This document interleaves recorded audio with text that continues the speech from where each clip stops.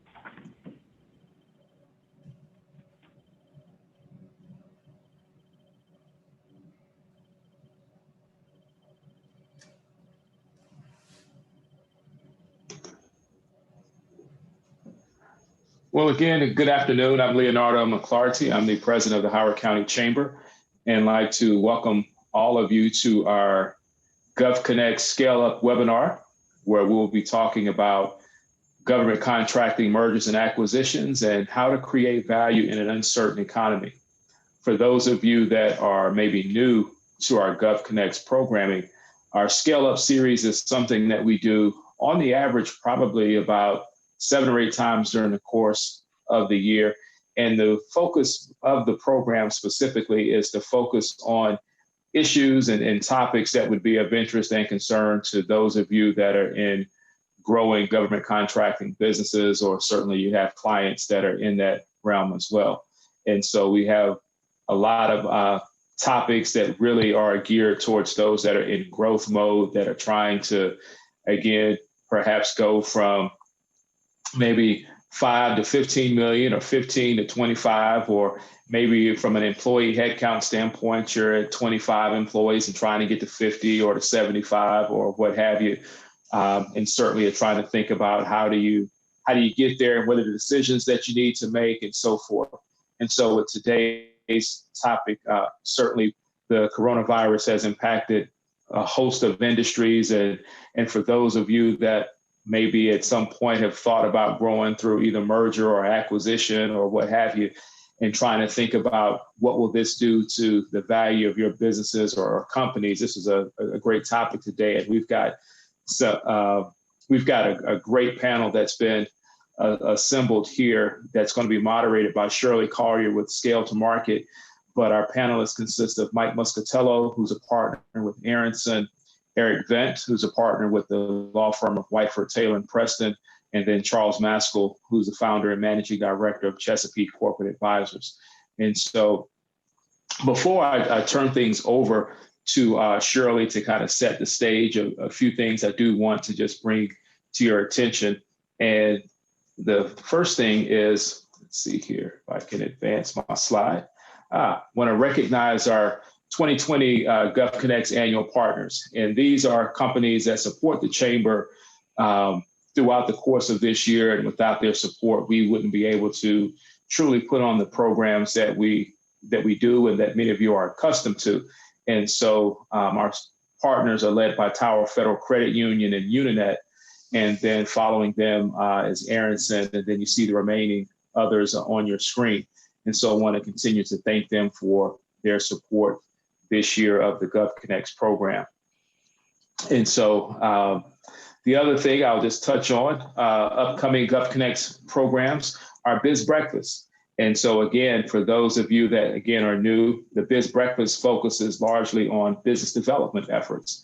And so whereas Scale Up may deal with more of some of those day-to-day issues that you deal with, the Biz Breakfast is solely focused on acquisition opportunities, business development, and so forth. And so again, as we talk about a new fiscal year starting in October, obviously marketing, strategy, research, business development is going to be on the top of mind. And so next week, we'll have Aaron Heffron, who's the president of Market Connections, that will be sharing insights as it relates to market research and strategy when the federal government is your customer.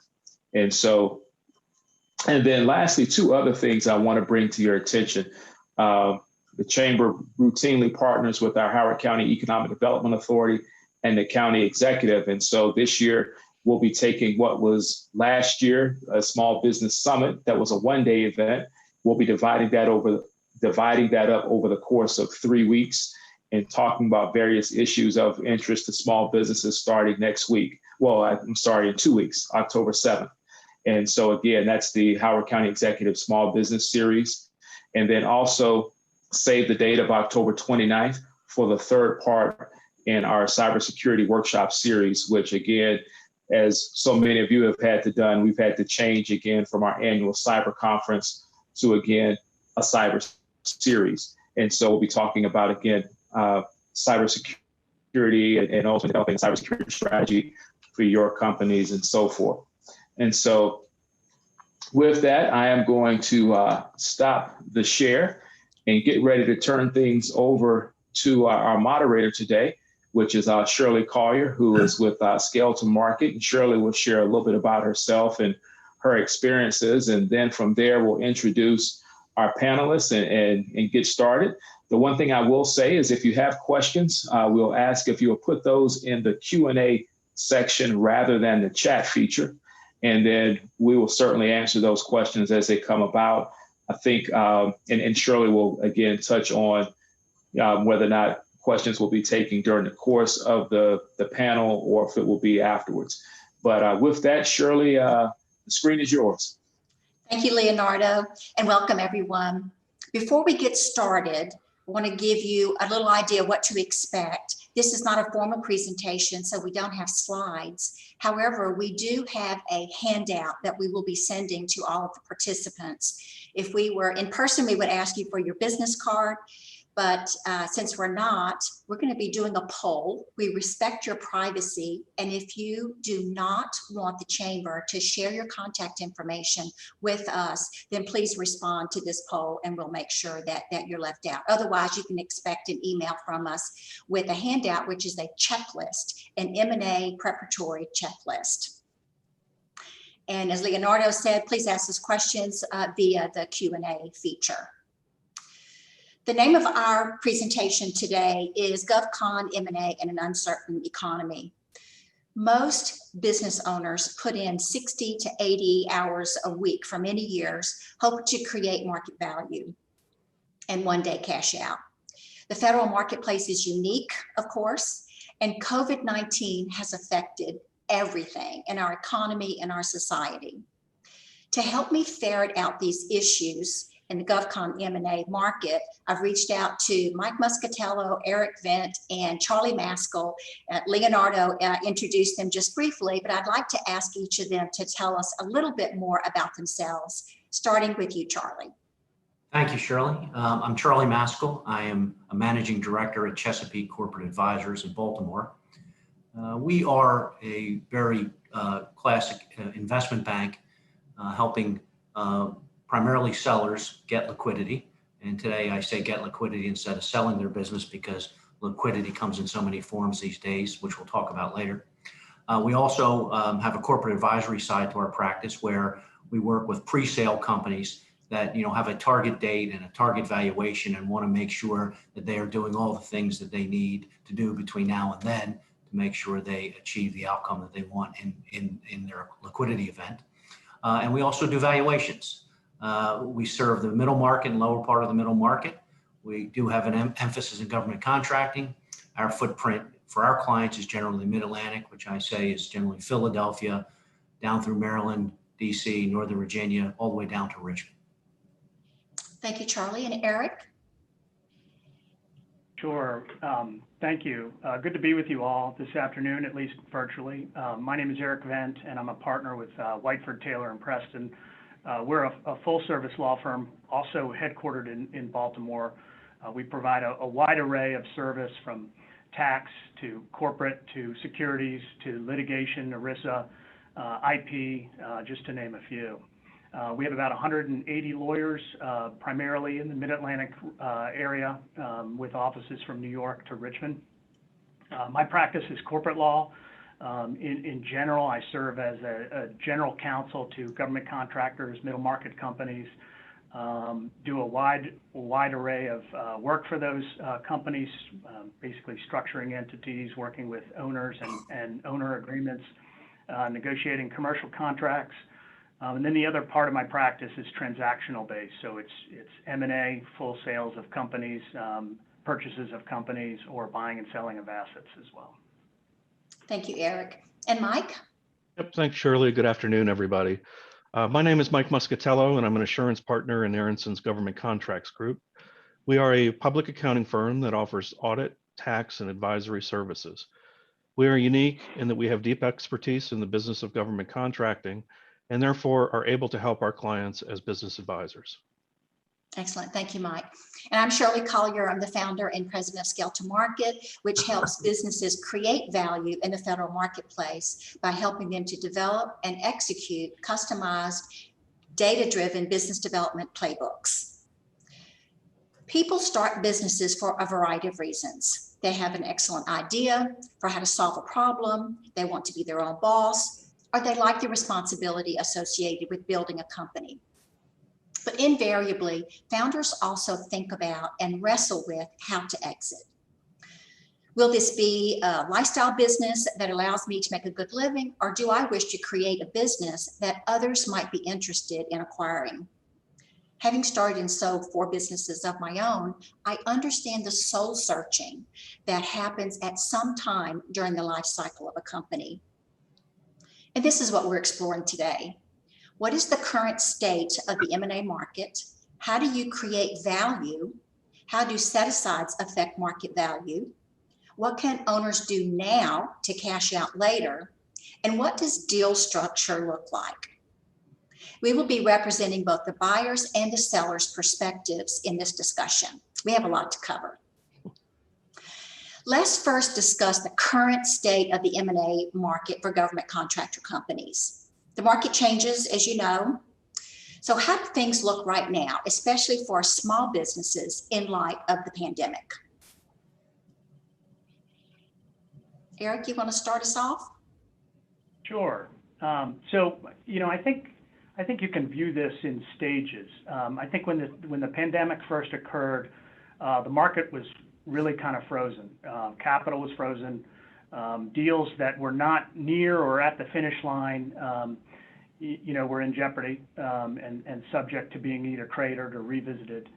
I think some of the PE firms began to focus on repairing and supporting their current portfolio companies rather than focusing on acquisitions. I think certainly strategics did the same. There was obviously stock market volatility, which affected valuations even of private companies. And all that said, and despite that, I think in general, the nice thing about the GovCon market, both with that and with the economy in general, is I think those effects were somewhat muted. I mean, if I pulled my clients, I think overall, maybe 5%, 10% down, maybe not even down. And so that's a good thing for this industry. I think since maybe the first early months of the year, the market has certainly adjusted. I think people have adjusted to working remotely, to some normalcy. There certainly is some skittishness, some uncertainty, but I think deals are definitely picking up. I think this pandemic is certainly going to affect the process going forward. I think it'll be a little bit slower than normal, but I think it looks positive for sure. Charlie, what is your take? Yeah, I would echo much of what Eric said, but I would add that the market is active, but it is not as active as it once was. I think 2 notable transactions, the Brain Trust and the Wave Strike transactions, occurred sort of during this period. I think that the process is slower. In normal times, we have management meetings in a sale process where the management of the buyer and seller are together. They were in person, they were in a hotel conference room. Now they're done virtually. It slows the process down. Due diligence is slowed down as well. So the process is just slower than it once was, and I think we'll return to normalcy at some point. I would say that private equity is active. They're going to continue to be active. there are a lot of deals brewing out there, people looking for liquidity, looking to sort of move on, get bigger. And so I think we're going to see more and more activity as we continue to move through the pandemic. I would say, you know, for small contractors, it's important to really focus on the fundamentals. So you have some opportunity in these active markets. And we'll talk about that later about what those attributes are. But I would say, you know, it's I think more is yet to come, and the activity will begin to increase, I think, as we move through the next months.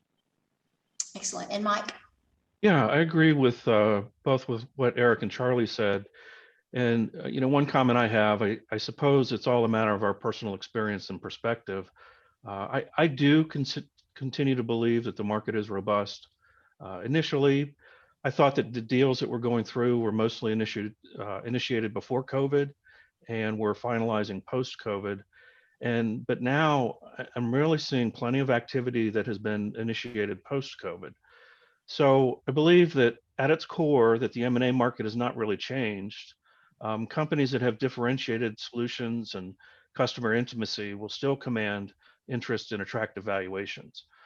On the other side of the equation, businesses with commoditized offerings or those who have not been able to demonstrate their ability to compete for full and open business will face significant challenges with both buyer interest and valuation. The ability to transition to full and open is closely correlated with the value proposition of a business services offerings. Thanks, Shirley. Yeah, excellent, Mike. And that brings up a discussion about what is a grade A company. Are any of you seeing these desirable grade A companies cluster in certain industries or disciplines like cyber or artificial intelligence? Yeah, I mean, and actually just want to echo something Mike just said. I mean, I think COVID has really been a funny microscope to look at things because as Mike said, you know, the companies that have differentiated, COVID has magnified how great they are, right? And for those companies that are not so great, COVID has just magnified the negative results of that, which I think is an interesting phenomenon, at least short term.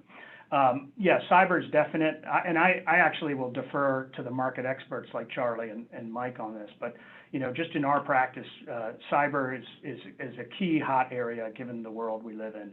Data migration, data transformation, intelligence community is always a hot area.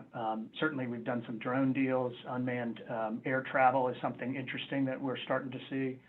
Remote automation, and then telemedicine, some of the ones we've seen.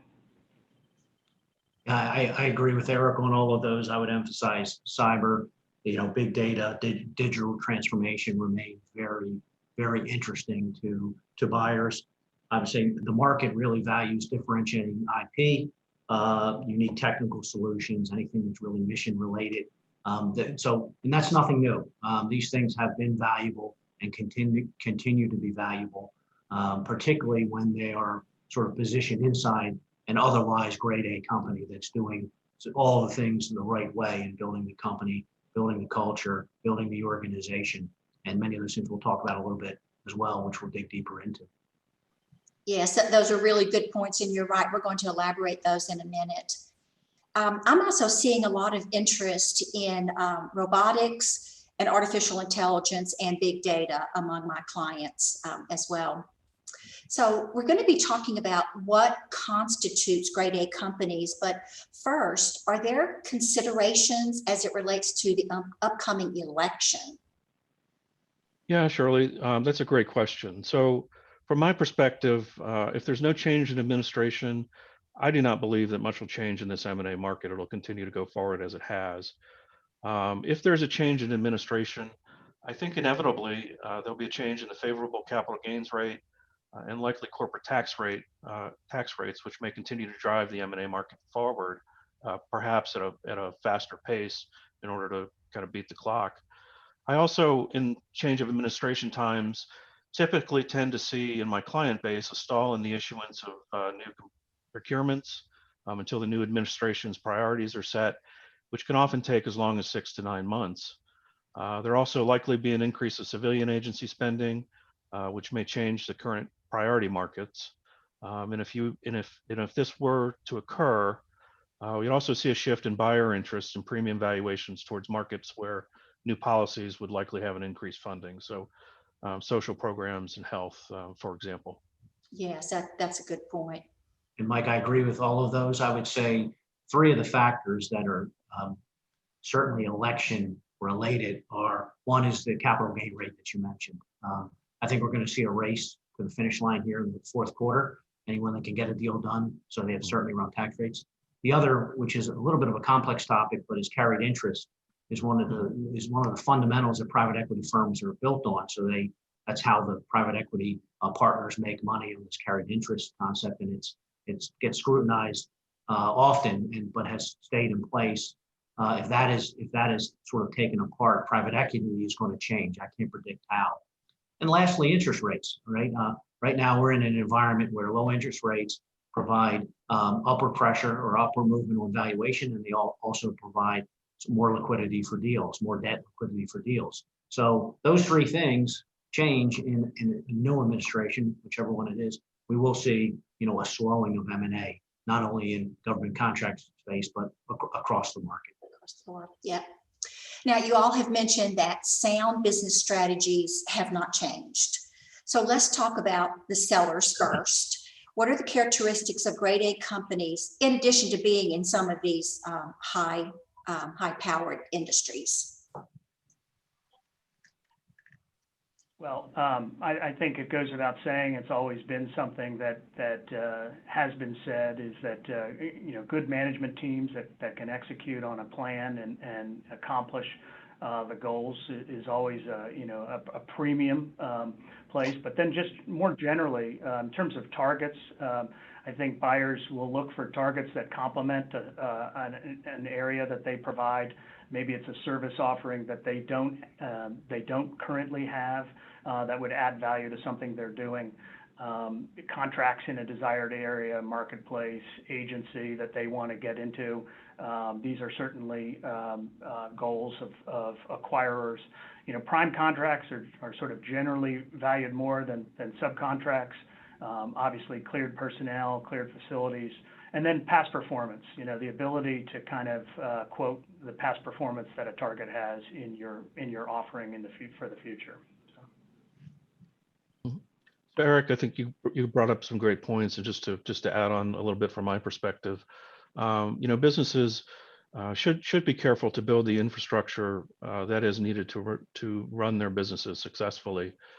Certainly, the finance function is important, but also contracts, recruiting, and HR are also critical. And then hiring professional advisors like lawyers, accountants, and business brokers that are well versed in government contracting and recognized in the industry says a lot to a buyer from a compliance perspective.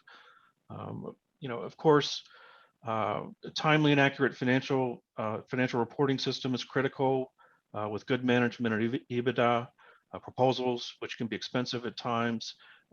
So be careful to target the most critical contracts for the success of the business.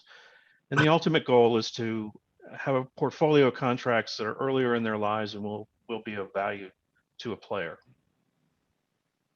buyer. I'm sorry. Mike, I agree with everything you said, and I would add a few things.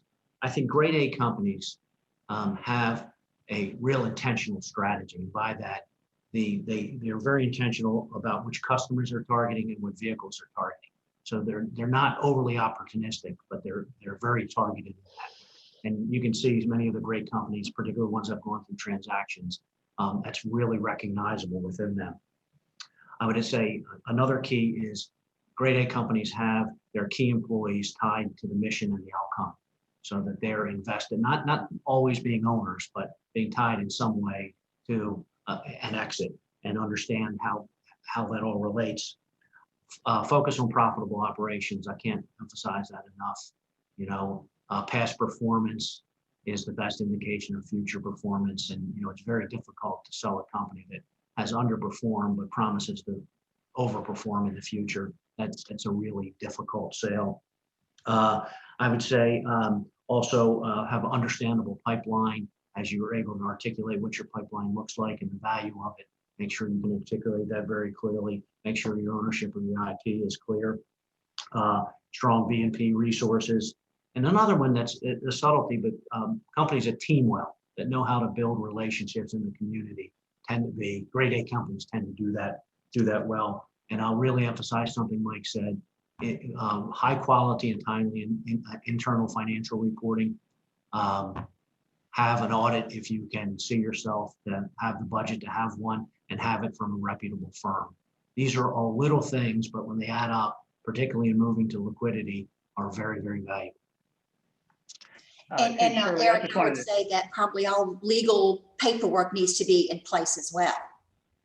Yeah, absolutely. But I wanted to just tag on to what Charlie just said, and I'm sure Mike has an opinion as well, because I just got asked this question this week from a small government contractor that's doing everything right.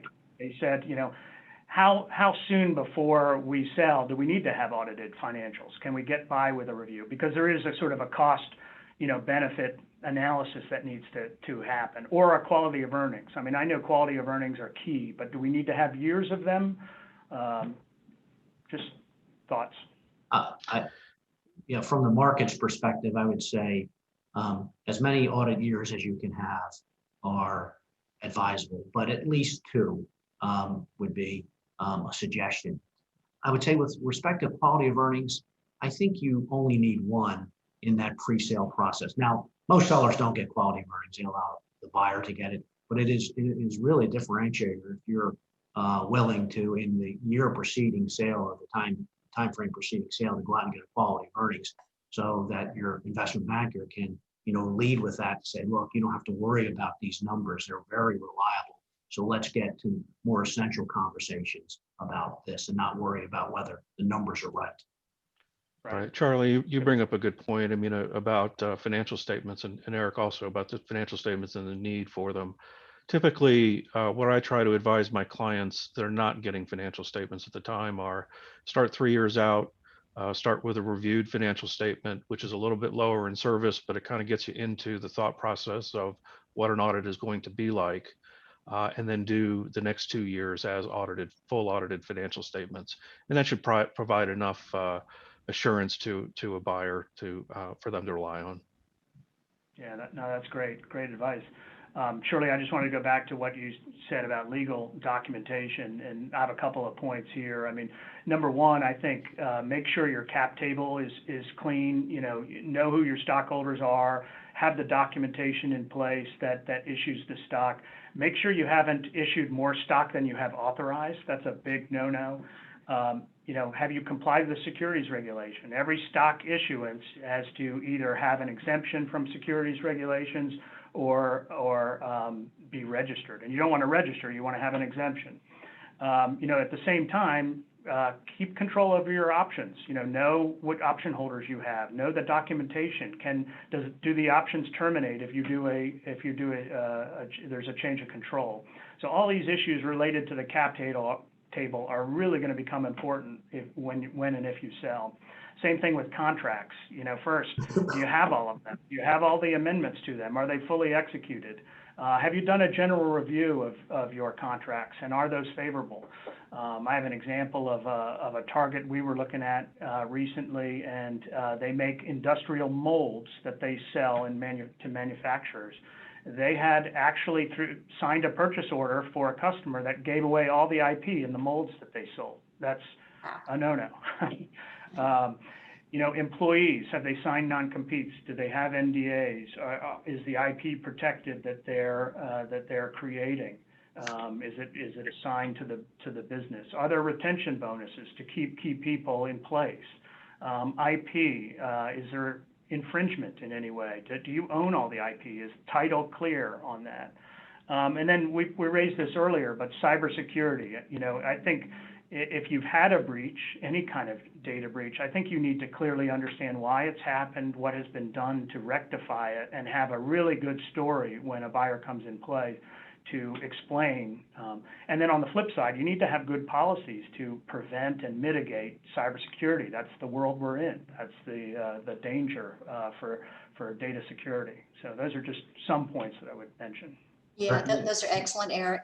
May I add a couple to Eric that are really important, and I know you see these in due diligence, but you sort of referenced it, but 409A issues, anything related to deferred comp, options, profits and interest, those kind of things. Due diligence really hits that hard and wants perfection. So it's easier to clean that up ahead. And then last, for state and local income tax issues, Mike, which I know you and your firm know a lot about, but clean that up and make sure you're registered in the appropriate states and are paying sales tax where appropriate, because if it's a month before the transaction, it's really a messy process to clean those up. Yeah, that's a very good point. I had a major litigation over an acquisition where they didn't pay a gross receipts tax in another state, and it was $1 million damage. So. Mm-hmm.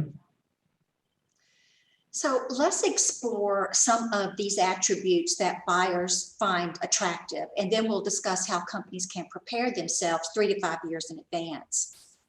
The first is scale, meaning that the company being acquired adds to the size of the buyer and has a multiplier effect. So for example, if there's a small company that has been able to develop a cadre of 50 TS/SCI poly cleared engineers with experience in the intelligence community, how are they positioned in the market, and what advice might you give this hypothetical company? I would say they're very valuable for, I think, obvious reasons. But I would have 2 points of advice. I think one is, sort of deploy them very strategically, because they are a commodity that's not regularly available. So carefully deploy them on the appropriate vehicles.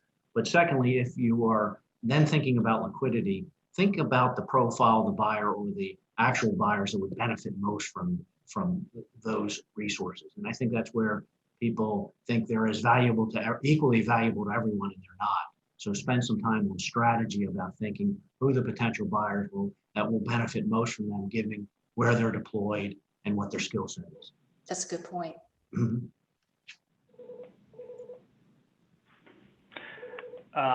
Yeah, for me, not much to add there. I think those are all really good points. I think scaling is an interesting concept, because you can sort of reduce your company's G&A, and I think even small companies, I think, should consider acquisition as a means of growth, and oftentimes they don't. And then just one last item, I would just be mindful of the various notices and consents you need for transferring security clearance, and just making sure the government's aware of these items. Yeah, so Shirley, you really posed the question in an interesting way. I mean, clearly, the intelligence community is a priority market, or has been a priority market for a long time. So, the couple of things that I can say about that is certainly the closer the contractor can be to delivering the mission, the better. And with the cleared people especially, one thing that I see quite often is that compensation and benefits can be a big driver in assembling the type of workforce that you mentioned.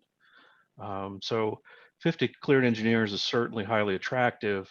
However, if that was accomplished by paying above market comp and keeping overhead low, I mean, this will be hard for a buyer to sustain and produce the EBITDA margins associated with the higher valuation that'll be attributed to it. So there's a fine line, and I believe the contractor should be careful and not to go too far out of the market ranges from a compensation standpoint, because buyers will be evaluating this.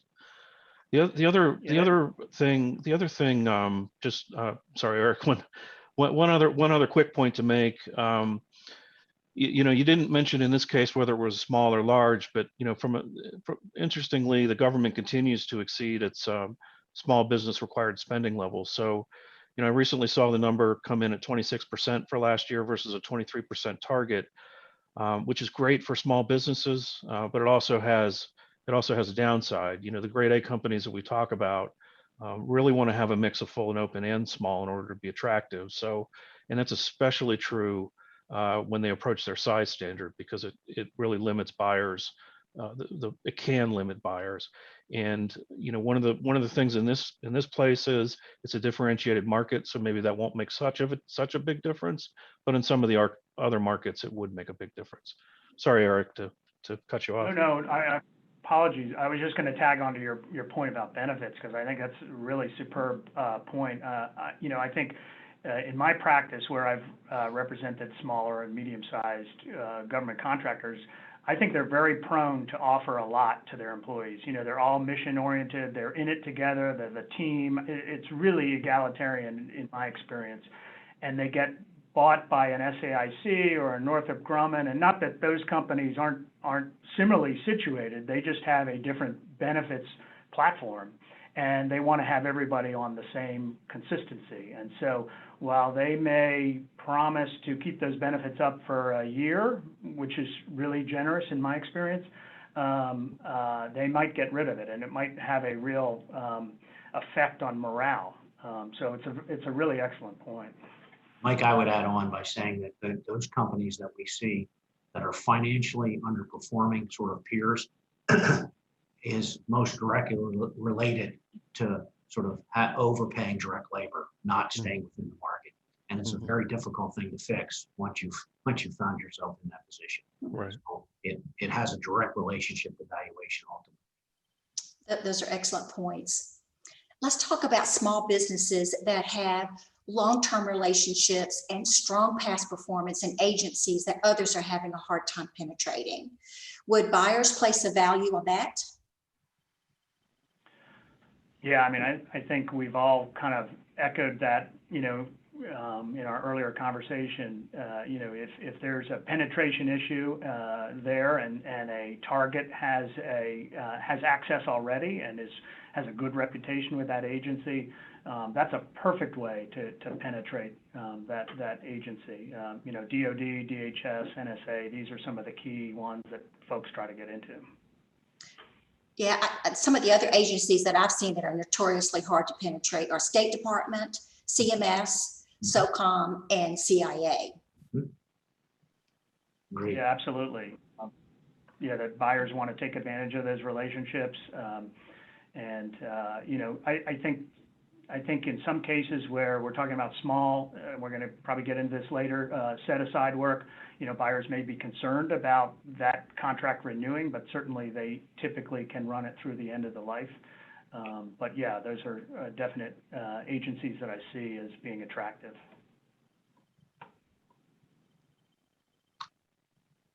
The thing I would add there, Eric, is I think the relationship with the agency is really important, but the quality of the underlying contract is also, if you're doing sort of lower end, like a break fix contract or something, I just think people have to be careful to not overestimate the value of something like that may bring versus a real mission related contract inside those agencies. Right. So the higher up on the important scale you can go with the nature of the contract, it really gets exponentially more valuable, I think. Yeah. So the second desirable attribute that I'd like to ask you about is sustaining a competitive advantage. And we've talked about this a little bit, but let's say that the target company has IP or something else of value in the GovCon market that the acquiring company doesn't have and can exploit. So for example, let's say that there is a small IT company that has developed unique software routines and a methodology around testing applications. And that reduces the cost of app testing by say 30%. So they have past performance and it's all validated. How are they positioned in the marketplace, and what advice might you give to this hypothetical company to maximize their value? Well, I'll start. First of all, in my experience, again, working with the smaller and medium-sized companies, they tend to be more service-oriented companies than product companies. So they tend not to have significant IP portfolios. In large part, they're small companies, don't have big R&D, but occasionally it does happen. And I think if they have intellectual property, and this gets into all the stuff we talked about earlier about making sure they have clear title to that IP, or devices or technology, that can certainly be a real differentiator. And if they're able to protect that IP and that IP is valuable, then certainly they can kind of corner the market. They can exclude others from offering whatever it is that solution that they provide. Just real quickly, I mean, patent protection is 20 years, and copyright is 50 years plus the author's life. So that can be significant long-term protection. You know, you can't always protect everything. Some people think everything is protectable. There are very narrow sort of constraints as to what's IP protected. And I'm not an IP lawyer, so we have plenty of people who can do that. I would have to agree with what Eric said, and I'll just add a couple of things. You know, companies, as you've described, Shirley, have in effect created a technology-enabled service offering, which in turn creates a differentiation in the market. And a lot of times, what that'll make it'll make their client relationships more sticky. You know, in other words, they're needed there because of the technology or IP that's been developed. But that being said, technology development, and this kind of goes along with what Eric was saying, it can be very expensive to develop, and many times will require outside investment. So small companies have to make wise decisions about, you know, what type of investments they're going to pursue, and how much capital can be expended, and also how much they might want to give up to investors that would be needed in order to fund this. On the flip side of that, getting an investment from a firm that truly understands and can bring resources to the small business who wants to develop IP can be extremely powerful, because it could open some doors that normally they wouldn't have access to. Yeah, I would agree with that, Mike. So each of you have mentioned full and open contracts versus set aside. So I want to explore that a little bit more. Which is more valuable, a 5-year, $20 million set aside contract, or a 5-year, $20 million subcontract on a full and open contract vehicle? Shirley, I would say that's a tricky question. It's a good question, but with respect to, you know, a set aside, the buyer pool is limited, because you know, they have to either meet the requirements of the set aside, or can only sort of perform the contract for its remaining duration. So unless you can get like a Arctic Slope or some others like Chickasaw, who can actually step into and can establish a status through other means. But even with a 5-year, 20-year subcontract on a full and open basis, you have to understand sort of what the strategy of the prime contractor is going to be over that period as well. So you have to dig in a little bit in both cases, because they can have different values to different parties. But I think there's some consideration here you should take into view. Okay, Eric, what is your take on that? Well, I agree with Charlie. It is tricky. I mean, you know, for a buyer who is going to be a large buyer and purchasing set-aside contracts, whether it's, you know, 8A, hub zone, even small business, the concern there is going to be that when that contract's no longer going to qualify for that set-aside. It doesn't mean the contract immediately terminates. The government always has the ability to terminate for convenience, but you know, typically that you don't see that happening. But however, when it comes up for the renewal or recompete, there's a good chance that it will go elsewhere if that set aside is important to the government.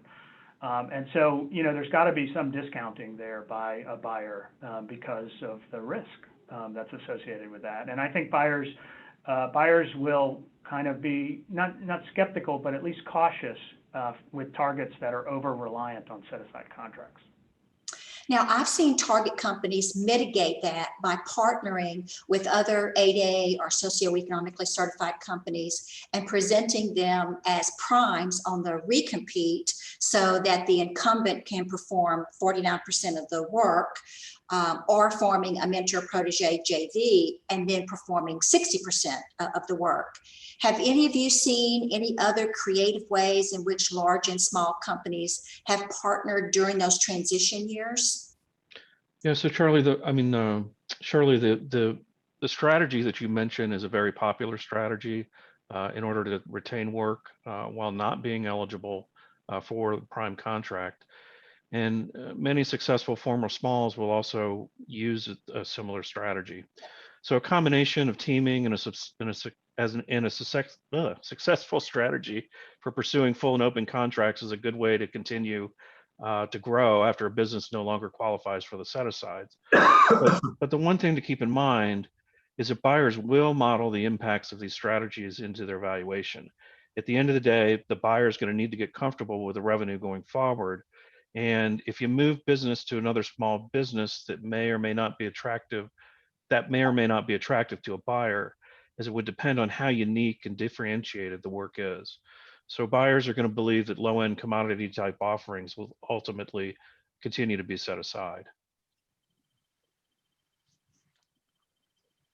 Yeah, I would agree wholeheartedly with that. I think we've all seen these strategies. They're out there. I would just caution that folks need to be aware of affiliation rules, and that would quash what you're trying to do. But the fact of the matter is, for small business and even medium-sized companies, it's very difficult for them to offer all of the needs that some of these very demanding agencies will require. And so partnering becomes very critical for small and medium-sized businesses and should be a regular part of the repertoire. So the third attribute I'd like to discuss with you, and we've talked about this a little bit, but I want to explore it further, and that is the forecast of future growth and the infrastructure to support that growth. My experience is that many small businesses that are not that sophisticated in forecasting, and especially in government contracting, have minimal infrastructure so they can keep their costs down. At least that's what their thinking is. And it seems, however, that companies that do want to be acquired should invest in these processes and systems to be most attractive to buyers. So absolutely, Shirley, that's a great observation. So the buyers want to have confidence in the numbers, in the financial accounting of the organization, and to know that they can rely on them. And buyers will know when infrastructure is neglected in the name of producing better EBITDA results, and oftentimes they'll actually price that into their offer. So an owner that's considering a sale, it really needs to incorporate a revenue waterfall into their management dashboard. During due diligence, buyers are going to dive into that waterfall so that any revenue that goes beyond the current contract portfolio and recompetes would need to be supported by a new business pipeline with sufficient opportunities at various stages. So you can't create this. This is why we talked earlier, 3 to 5 years. I mean, you can't create this while you're trying to do a deal. It all needs to be done years in advance. Like, I couldn't agree more. Well said. I would add a couple of things on investing. The fine point between investing appropriately and over investing, I think, is a challenge management teams have regularly. One of the considerations for us always is how close are you to a transaction? If you're 3, 4 years, 5 years out, investments tend to make more sense because they have time to pay off, to get a return.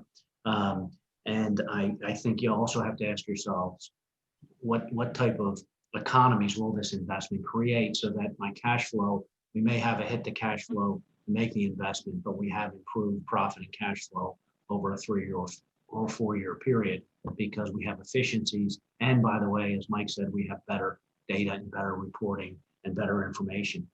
The other thing I just throw out there, I've seen some really high quality resources and outsourcing some things. Instead of making an investment, and I see it in B&P and accounting and finance, of finding someone for some period of time, to be an outside resource at a variable cost to allow you to have better reporting or better pipeline analysis or whatever it may be. So it's not always make the investment or not. Sometimes the intermediate step is to outsource to someone that can help you, improve and take you to a certain point where investment may be required, or you may be at a time of a transaction. That's a great Eric, point. you've already spoken about the legal infrastructure a little bit, but is there anything else that we have not spoken about that you think companies need to have in place? Well, I mean, most of the companies I deal with don't have in-house counsel, right? That's a kind of budget item that they do without, and that's probably okay. But that doesn't mean, I think, that one should shirk the legal side, and take the risk. Many people I've found will pull an agreement off the internet, or will take whatever's given them without a review by a lawyer, and that can be concerning. You can get away with that, and certainly that can you can do fine, but you can also run some real risks. I have a client that was a cloud provider, and they also sold hardware as part of it, and they sold about $400,000 worth of hardware to a company that was in the throes of going bankrupt, and sure enough, they became a $400,000 unsecured creditor. With one little tweak to their sort of normal commercial agreement, they could have had a security interest and been in a position to collect on that. So, reviewing your commercial contracts, I think, is very, very important. I think there are plenty of attorneys out there who are comfortable and willing to do some kind of retainer program, so that clients can understand what their legal budget is, and not have any unexpected costs in that. Otherwise, I think we've talked about a bunch of the things. I mean, organizational documents, option plans, employment agreements. Are your employees properly classified? That's one issue that we see a lot of. Tax review, we've touched on that. Succession plans, contingency plans, insurance policies. These are all important legal issues that a company needs to be aware of. Thank you, Eric.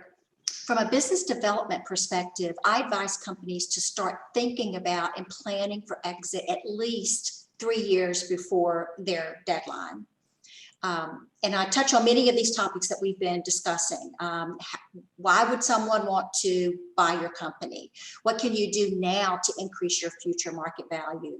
I emphasize a business development discipline that focuses on profitable long-term contracts in hard-to-reach agencies, making yourself indispensable to your client, and having a robust pipeline that has significant P-wins, meaning at least 40% probability of winning.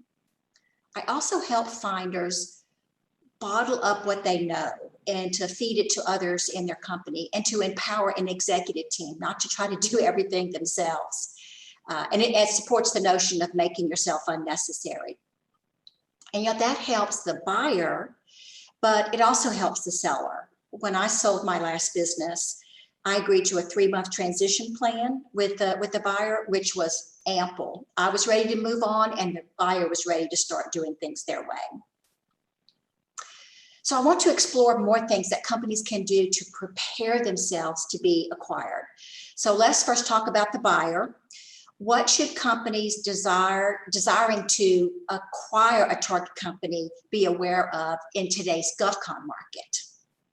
Yeah, Shirley, I think first and foremost, and believe it or not, it's not always the case, is really understanding the contract base of the target, prime versus sub, set aside, any other conditions, and then assess it strategically. How does it fit in to, as I mentioned at the very early on, our strategy, where we are headed, and is it accretive to what we're doing strategically? And that's really first and foremost.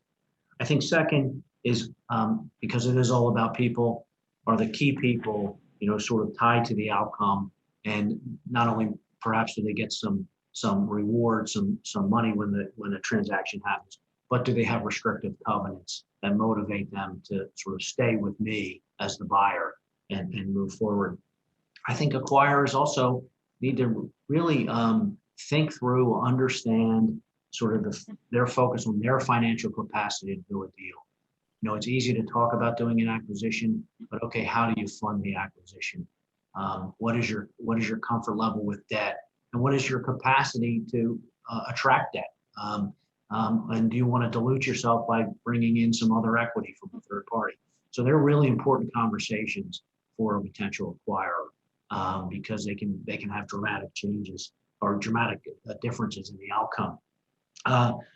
Lastly, I would say It's never too early to think about integration. Do you have the resources to handle the integration? Do you have a plan to integrate this company you just bought? You know, really having a plan of integration for a target, because I say often, you know, that you can pay a small premium and have a successful transaction as long as you have successful integration.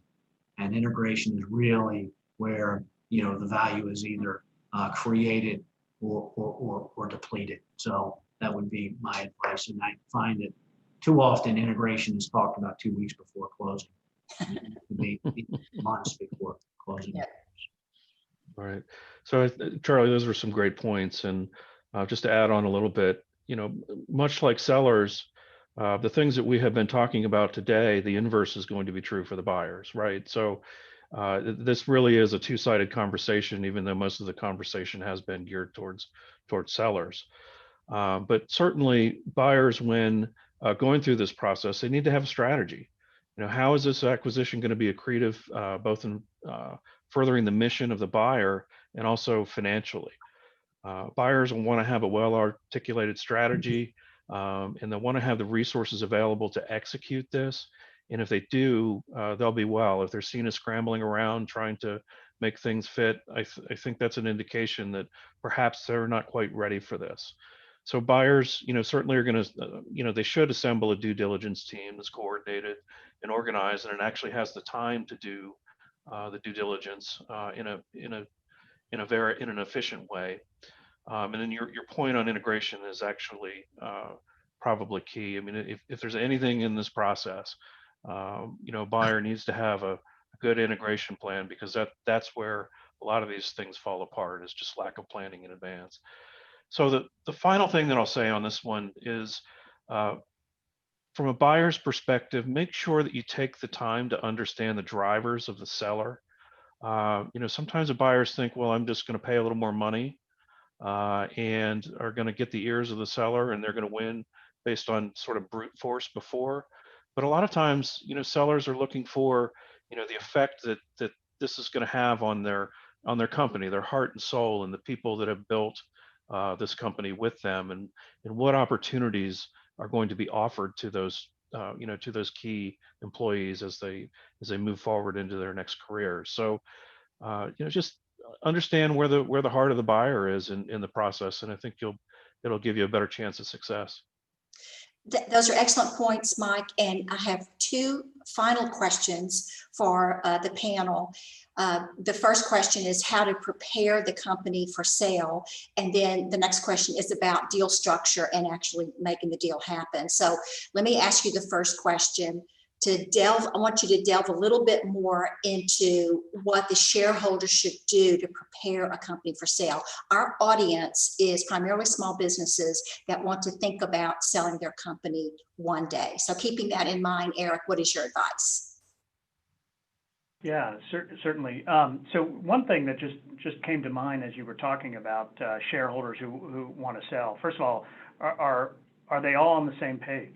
Do they, you know, is there a diversity of age such that some people want to get out now and some people want to get out 5 years?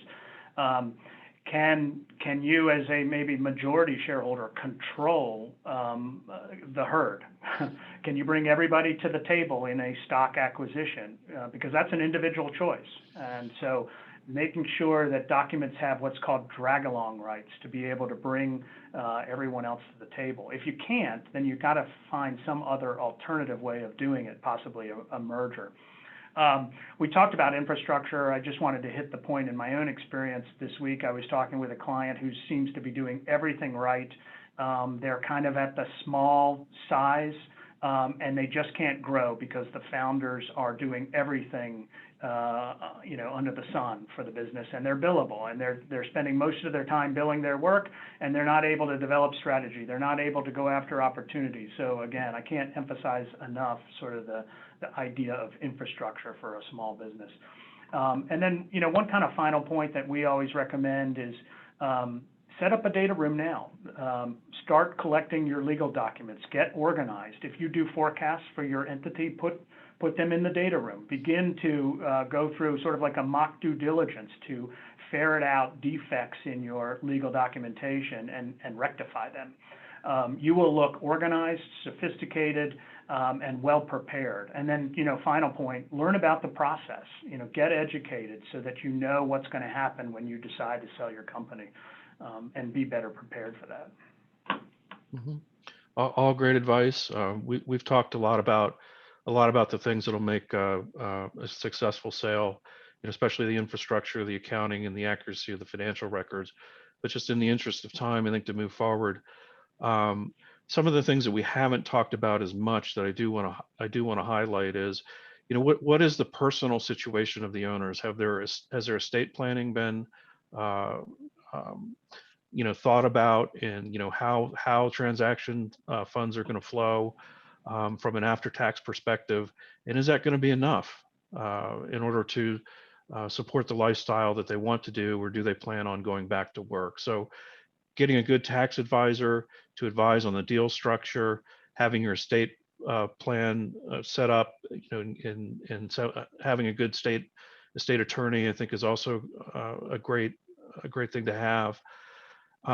Make sure that your tax positions are solid, especially those S corps that are out there. Make sure your S elections are good, because that's a critical election in this that can get a buyer a step up and actually get your company to be a little bit more attractive, from a little more value from a buyer's perspective. And then just try and identify the due diligence issues before you go to market and address them. So use the professionals that you hire, get their advice, and try and dig and look for the bodies before they're found. I'll reinforce a couple of those, Mike, all great points, but know what your value is, and so get an objective and independent view of what your value is, and then do you understand the after-tax proceeds? Because you can only invest or spend or utilize those after you've paid your taxes. What I want to emphasize again are your key members tied to the outcome, so they are not problematic to you, in the month or two before sale, that you really have that button down. And then I can't emphasize enough, because of how difficult due diligence has gotten, how thorough and detailed it is, that again, get a third-party objective assessment of how ready you are for due diligence, and specifically quality of earnings, because the deal can die on that mountain. And when we start it, we want to get to the finish line. So do that ahead of time. So let's say we have a buyer and a seller. It's time to initiate the process. Now what? Well, I'll stay at a higher level, but I am, and I think probably everyone on this panel is, a believer in very detailed and specific letters of intent. Because if you can't reach an agreement about material deal terms in a letter of intent, you're probably not going to get to closing. So it gets expectations established. It gets understanding from both sides. It helps the attorneys position their sort of strategy through transaction documents well. So again, can't emphasize enough, really well done, specific letter of intent between buyer and seller. You quickly move to due diligence, and we've talked a lot about it, but it deserves all the conversation we're having. Is set up a data room if you haven't already done it. Make sure it's reviewed by your advisors, that it's quality information in there, that it's accurate, it's responsive to the request from the buyer, is second. And have a team that is responsible day to day to manage due diligence. It's not a part-time job, it is a full-time job when you're in full-blown due diligence. So make sure you have the resources committed to it. Set a schedule from LOI signing to closing and manage to that schedule. The last thing I'll say, and turn it over to the other two, is, and Eric can probably talk a little bit to this, the other obstacle that we face is the preparation of the schedules that are attached to the transaction document. Are very important to both buyer and seller, particularly the seller. And we often find ourselves in the 11th hour, under-resourced with on our schedule preparation, delaying closing. So And Eric can probably explain exactly what that is. He'll do a better job than I can. But they're the things that I think about, the process and the key issues. The best day is closing day, right? When signature pages are exchanged and wires are transferred, everyone's very excited. So Charlie, you brought up some great points. So we've talked a lot about the due diligence process and quality of earnings. But one thing that I think, to go off script a little bit here, the one thing that might be valuable for the audience to understand is the role of the firm that's doing the due diligence. And oftentimes buyers are going to hire an outside expert, typically an accounting firm or some sort of consulting firm, in order to come in and do due diligence on your company. And they're going to look at all the things that you've represented to them, verify, look at contracts and legal agreements and everything. And their job, and occasionally that's my job, is to pick at everything that they can in order to give a buyer a reason to perhaps change a purchase price, or maybe stretch out a payment plan, or resolve some contingencies. So that's going to happen. And no matter how perfectly you prepare and how much time you spend up front, that's going to happen. So be prepared for it. Okay. It's not the end of the world. At some point, this becomes a negotiation process. Negotiate it. Know what your limits are before you get to that emotional state of going through this, and move forward appropriately. So, if I had advice to give, that's what it would be, because I've seen people get torn apart kind of as they go through that. All really great points. I mean, my first point would be hire a good investment banker like Charlie. I've had a number of clients say to me, I know who could buy my company. Do I really need this investment banker? And I encourage them all the time, go hire that person, because they are the pivotal role of making this deal happen. They're incentivized to make it work. They're going to stay on people. They're going to come up with creative solutions when the deal hits a snag. They're going to be negotiating on your behalf. It's vital. So that is critical. On the LOI, I think if you're running a process, meaning you have more than one buyer, realize that the minute as a seller you sign that, the leverage shifts to the buyer. So as Charlie pointed out, detail is better. I think some sellers get fooled into thinking, hey, this letter of intent is non-binding anyway, so we can kind of revisit terms. To some degree that can be true if assumptions have changed, but 9 times out of 10, the lawyers get that LOI and they're going to be stuck with those guidelines. And so it's very important to get it right at the get-go. Charlie mentioned schedules. I would just say that when you get that purchase agreement and it's 50, 60, 70 pages long, it's going to have, the bulk of it is going to be representations and warranties that you make about your business. The schedules are detailed, let's say, exceptions to those reps and warranties. They're detailed specifics about your company in relation to those reps and warranties. Going back to my point about educating yourself, I think it might be helpful to get a sample purchase agreement and run through each of those reps and warranties and check off in terms of the review of your business, whether you meet them or not. So I'll leave it there. And Charlie, what about post-closing integration? Well, as I said earlier, post-closing integration is the thing that should be attended to long before you get to closing, because there's many aspects to post-closing integration, and I think the most important is sort of the people side of it. Are your people brought over in a seamless way, a comfortable way, an inviting way? Do their benefits, are they understandable? Did their pay unchanged? Did they get credit for past service? All these things that you have to think about. But people are really important. But so is technology, and how day one of post-closing. Does your technology platform change? Do you stay on your existing platform? What's the plan for that?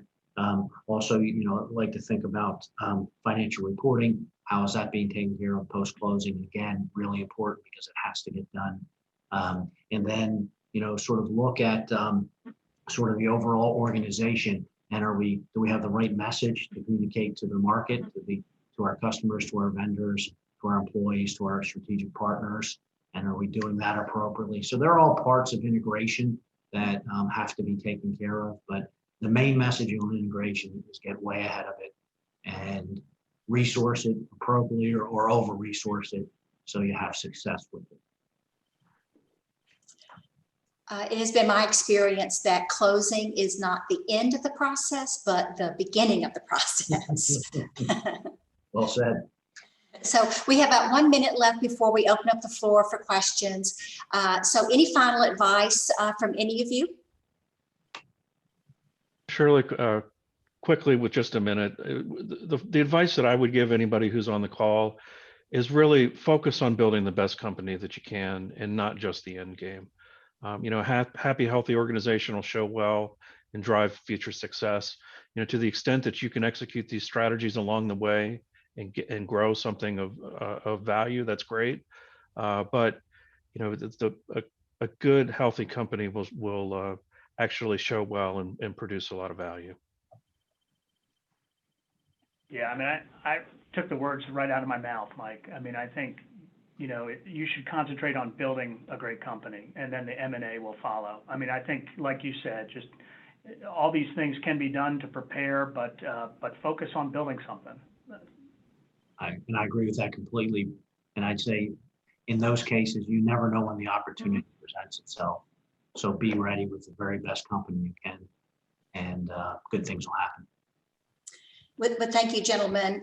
Your experience, your wisdom shows in your comments and your remarks. Thank you so much for joining us today. We do have some questions from the audience.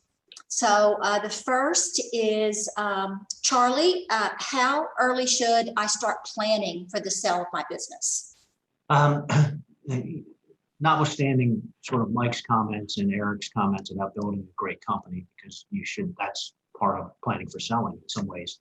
I would say, we like to say 3 years out is really begin the process of, understanding your valuation, understanding those things that you can do to fundamentally improve the business and make sure the transaction is optimized, make sure your financial reporting is in place, key people are tied, and all the things we've talked about this afternoon. But that usually gives you enough time. And also to hit on the things like the personal financial planning, the estate planning. All of those things take time. So 3 years sounds like a long time, but it's not. So if you can get 4 years, that's great as well. And build a process around that time frame. So you have accountability, annual check-ins at a minimum, sometimes quarterly check-ins, to make sure you all making progress towards the goal of the time of the transaction and also the goal of the valuation at transaction time. Another question for you, Charlie. In your experience, what mistakes do you see potential sellers making the most? I think there's two, and I bet Eric and Mike would agree with these, is my guess. One is they think they can sort of do it themselves, and it doesn't work very well in almost all cases. Once in a while it does, right? Really experienced teams done a lot before, but it usually doesn't work very well. So they need to assemble that team, advisors, attorney, accountant, investment banker, and really divide up the roles. I think the second is underestimating due diligence, the need to be ready for it, and the amount of effort it takes to get through it. And so they're both points of underestimation. So that's why I think you've all heard us all say a lot today about readiness for due diligence is important. So that I would suggest are the two that I would focus on. Thank you, Charlie. So that brings up a question for Mike. How long does due diligence take? If you listen all along, and Charlie's made some great points about being prepared. If you are prepared and you've done the planning, I'd like to say that the due diligence piece of this equation should happen within 30 to 45 days, because a lot of times you'll hear, going from LOI to close is being a 90-day process. That often moves to the right, but understand that you only have so much time to do that due diligence. before the attorneys need to get negotiating that purchase agreement. So it can't take too long and drag on too long. And it looks like this is the final question here is for you, Eric. What deal specific terms are you seeing as a result of COVID? Yeah, sure. So I think, the jury's still out on how COVID is going to affect deal making, whether this is a short-term effect or more long-term, and how we evaluate the impacts of COVID. So we're starting to hear that there's more use of earnouts, more use of escrows, more use of equity as compensation or as consideration in a deal as opposed to cash. If I as a buyer can give you my equity, then we sort of share the risks of COVID, if you will. And on these contingencies, earnouts based on not just financial metrics, which can measure the COVID impact, but maybe operational, such as are your customers still there 6 months from now? Are your suppliers still there 6 months from now?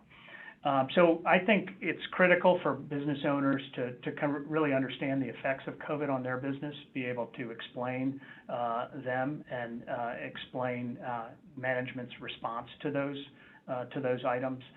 There are questions, and I think this probably delves into Mike's expertise, probably Charlie's as well, about how we look at historical numbers during this period of the pandemic, and will there be adjustments to EBITDA based on that? One thing I've heard is that could there be an adjustment to EBITDA, a downward adjustment because of a PPP loan? And in general, how will the PPP loan be dealt with in deal making? Typically, debt gets paid at closing. Is this a debt or is it a grant? And so figuring out those aspects of a deal are still kind of questions that are in the air. Material adverse effect, not to get too wonky on people, but this is a key term in most purchase agreements. It has to do with whether the target has experienced something materially adverse in their business that would allow the buyer to get out, allow the buyer to seek indemnification or some other remedy.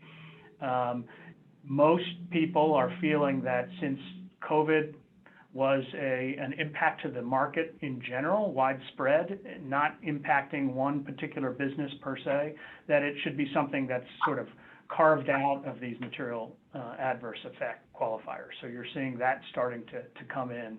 But just examining how COVID might have impacted customer and supplier relationships, et cetera. I think there's going to be a focus on labor now that most of us have remote workforces. What policies are in place? What compliance issues need to be abided by? Accounts receivables. Will there be a closer examination of whether accounts receivables are good, and will there be more scrutiny and emphasis in the reps and warranties that are given? So these are just a handful of the things we're starting to see in our practice as COVID has impacted deal making. Thank you, Eric. And your answer underscores the reason why it's so important for business owners to hire professionals to help them with this very important transaction. So, gentlemen, thank you so much for sharing your wisdom with us today. My pleasure. Before I pass the baton back to Leonardo, our next Scale Up discussion is going to be on October 28th, and it's entitled How to Find, Hire, and Retain an Executive Team to Grow Your GovCon Business. The panelists will be Ilana Burr, Kimberly Prescott, and David Tone. So register on the Chamber website on the events, and we'll see you next time. Back to you, Leonardo. Thank you, Shirley, and thank you to the rest of the team. Certainly, you guys had a phenomenal presentation here, and I know I got a couple of emails while you all were talking about the fantastic content that was being delivered. So want to thank all of you, Charlie, Mike, and Eric, and certainly Shirley for quarterbacking this. So I just want to quickly recognize again our annual partners for their continued support of the Chamber, as you can see here on your screen, as well as also point out our next GovConnects Biz Breakfast, which will be next week. And so again, more details can also be found on the Chamber's website. And with that, again, just want to thank all of you for coming. That will close us out for today, and see you at our next Biz Breakfast, as well as Shirley has touched on the upcoming Scale Up series. And be on the lookout as well for some follow-up materials from Shirley and the team as it relates to today's topic. So again, thank you and have a great rest of your afternoon. Bye-bye.